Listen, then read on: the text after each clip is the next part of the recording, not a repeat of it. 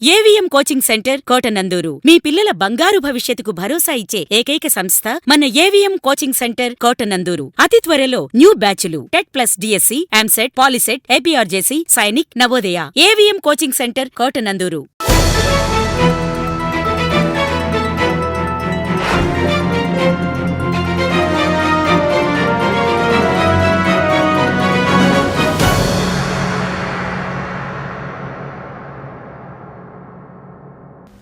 AK media news కి స్వాగతం.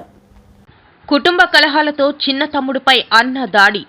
కాకినాడ జిల్లా కోటనందూరు పోలీస్ స్టేషన్ పరిధి బిల్డనందూరు గ్రామంలో కుటుంబ కలహాలతో చిన్న తమ్ముడు మిరియాల నానాజీపై మిరియాలు నాగు అనే వ్యక్తి దాడి చేసి తీవ్రంగా గాయపరిచినట్లు, బాధితుడు తీవ్ర గాయాలతో ఆసుపత్రికి తరలించబడ్డాడని, గాయాల తీవ్రత కారణంగా ప్రస్తుతం కాకినాడ ప్రభుత్వ జనరల్ ఆసుపత్రిలో చికిత్స పొందుతున్నట్లు సిఐ చెన్నకేశవ తెలియజేశారు.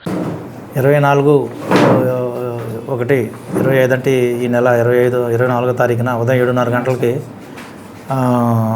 ఇద్దరు అన్నదమ్ములు ఇల్లు కట్టుకునే దగ్గర గొడవపడి తమ్ముడిని మిరియాల నాగు అనే అతను టేక్ కర్రతో బలంగా తలపై కొట్టడం వలన అతను అన్కాన్షియస్ స్టేజ్లోకి వెళ్ళి సీరియస్ కండిషన్లో ఉన్నాడు.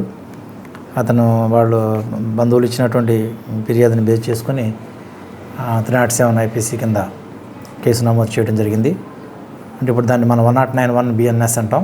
మారిన చట్టం ప్రకారంగా ఆ సెక్షన్ ప్రకారంగా కేసు నమోదు చేసి దర్యాప్తులో భాగంగా ఆ టేక్ కర్రను అవి సీజ్ చేసి ఇన్వెస్టిగేషన్ అనంతరం అతన్ని ఈరోజు అరెస్ట్ చేసి ఆనరబుల్ కోర్టుకి రిమాండ్ నిమిత్తం పంపుతున్నాం.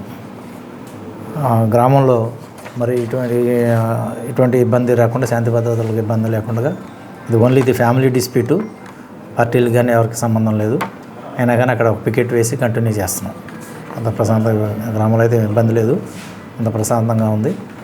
కాబట్టి ఈ సివిల్ డిస్ప్యూట్స్ కానీ, హౌస్ డిస్ప్యూట్స్ కానీ ఏదైనా ఉంటే గ్రామ పెద్దల ద్వారా సెటిల్ చేసుకోవడం కానీ, లేదా పోలీస్ స్టేషన్కి వచ్చి అప్రోచ్ అవ్వడం తప్ప ఊర్లో గొడవలు పడొద్దని ఈ సందర్భంగా మేము మా ప్రజలందరూ కూడా విజ్ఞప్తి చేస్తున్నాం.